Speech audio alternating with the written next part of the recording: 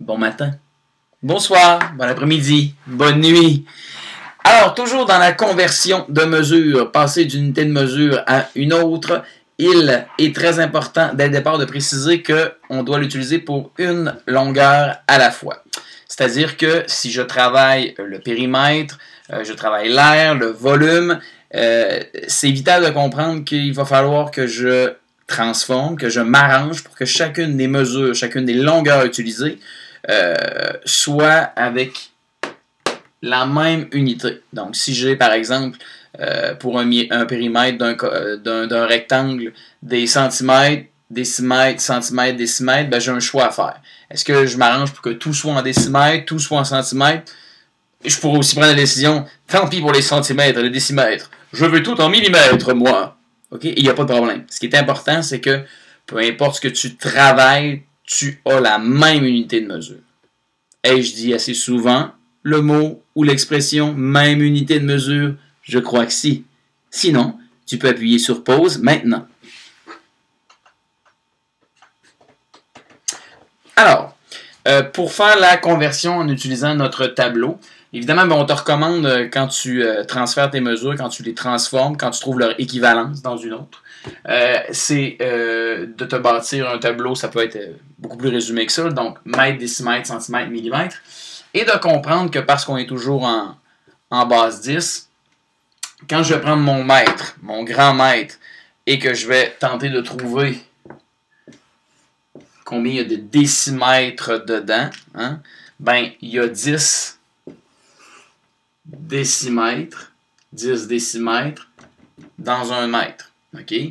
Où j'ai fait 1 fois 10, 10. Donc, dans un mètre, j'ai 10 décimètres. Donc, 1 fois 10, 10 décimètres. De la même manière que si j'ai 3 mètres, ben j'ai 3 fois 10 décimètres parce que dans 1 mètre, il y en a 10. Donc, 30. 30 décimètres. Ben, dans 1 mètre ou dans 10 décimètres, ben, je me trouve à avoir 100 centimètres.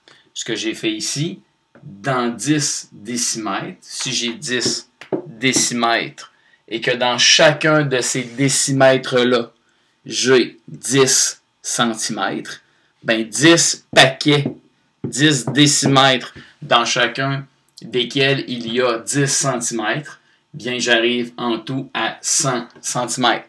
De la même manière que j'aurais pu prendre mon mètre, dans lequel je sais qu'il y a 100 centimètres. Donc, si je veux passer directement de mètre à centimètre, je peux faire x 100 comme je l'ai inscrit ici.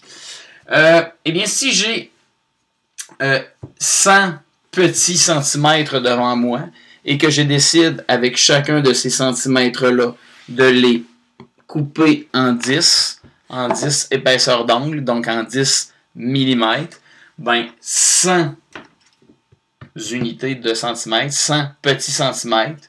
J'ai pris chacun de ceux-là, je les ai tranchés en 10 mm, et bien j'ai 1000 mm dans 1 mètre. J'ai fait 1 fois 1000, ok?